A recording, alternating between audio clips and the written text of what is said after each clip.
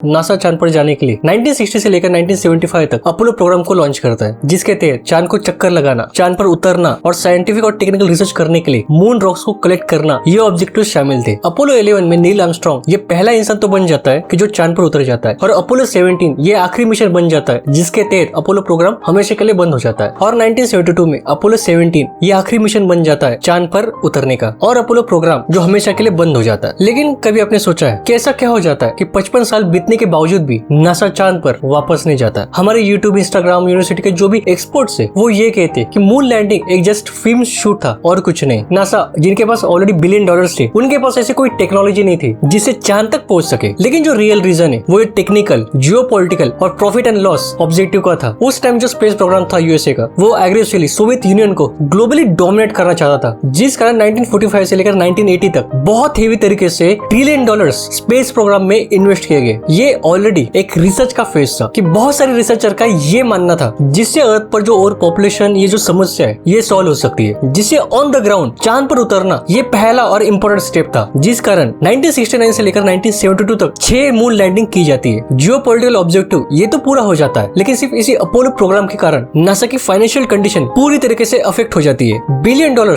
ऐसे ऑब्जेक्टिव के ऊपर खर्च किए जा रहे थे जिसे कोई भी प्रॉफिट नहीं मिल रहा था, जिस कारण यूएसए गवर्नमेंट को जनता का बैकलैश भी मिलना शुरू हो गया था। ऊपर से जो भी रिसर्चर्स थे उनको ये समझ में आने लगा था कि चांद पर कॉलोनी बनाना ये कोई भी प्रैक्टिकल सोल्यूशन नहीं है, क्योंकि हर मून मिशन को $250 बिलियन से ज्यादा खर्च हो रहा था, और जिसे सिर्फ 2-4 लोग ही एक ही टाइम पर भेजे जा सकते थे, जो फायदेमंद तो बिल्कुल नहीं था। सिर्फ अपोलो प्रोग्राम के कारण कई सारे स्पेस मिशन पीछे जा रहे थे, जिससे जो भी नासा के पॉलिसी मेकर थे या फिर जो भी पॉलिटिशियन थे, उनको यहाँ से ना तो फाइनेंशियल या फिर कोई भी पॉलिटिकल गेन नहीं था, जिस कारण वापस ऐसे ऑब्जेक्टिव को पूरा करना जिससे कोई भी गेन ना हो, इसलिए इन 55 साल में ये ऑब्जेक्टिव लीस्ट प्रायोरिटी में रखा जाता है।